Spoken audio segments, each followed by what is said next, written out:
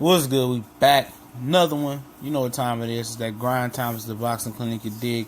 And it's your boy CJ Goodfella. Andre Berto said he wants to be the first world champion in boxing and be the first champion in UFC, mixed martial arts. Told him Dana White, call me. He said he wanted to do the UFC thing. And I'm just sitting here like, man, how the fuck you gonna go over to UFC when you wasn't shit in boxing? This motherfucker super duper duped motherfuckers in boxing. It's one of those dumb motherfuckers who actually thought that Andre Berto was going to be the second coming in boxing. I thought he was going to be the absolute truth in boxing. He had the speed, the power. At least I thought Berto was going to be good. Now people be like, oh wow, why would you think some dumb shit like that? Well, you know, I actually remember Berto when he first came onto the scene and won the title and did all those good things, and they was pushing Berto and he was milking the fuck out of HBO, you know, with Al Heyman. I remember that Berto, man. People thought, man, I wasn't the only one. People thought Berto was gonna be the truth, but you know, his boxing career didn't turn out that well. He had opportunities to get a Floyd Mayweather fight versus Victor Ortiz, lost it. Got popped for a banned substance versus Victor Ortiz too. Didn't happen. Then it didn't happen like about a year ago. It happened, or sometime this year, whatever the hell it happened. I think last year he broke Victor Ortiz or hurt Victor Ortiz again, knocked him out, and now he wants to switch to UFC. And for what? For that reason, probably for the simple fact that he wants to switch to the UFC. I probably would say for the simple fact that boxing isn't going his way. He been at 147 for forever, so I don't see him going beyond, you know, being effective in boxing anymore.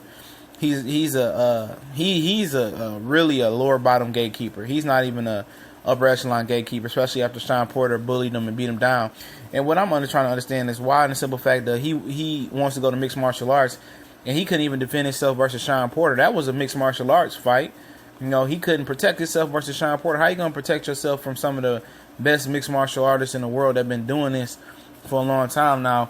Berto is not completely a fish out of water in the mixed martial arts sense. I think his sister fights in mixed martial arts. His brother does mixed martial arts. So it's in his DNA. It's in his background. So he definitely won't be going in there unprepared. But, you know, him as a boxer, I think he's done. And he's one of those guys that's going to be punch drunk.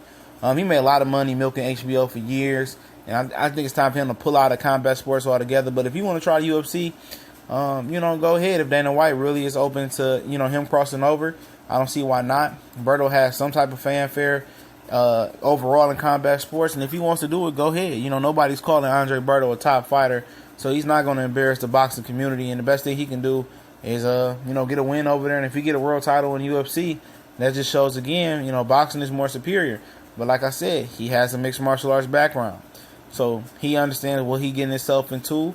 Hopefully he's you know, thinking clearly, because I think he took a lot of punishment in the sport of boxing. You know, he's just a boxer without a gift right now. His gift is, you know, it used to be his athletic ability, speed, and power. He never had any feet, never really had any skills. He's not a counter puncher. I don't know what Andre Berto is as a boxer at this point in his career. He's one of those guys that I like to see join retirement gang with Guerrero, Klitschko, you know, Floyd, Marquez, Cotto, December 31st.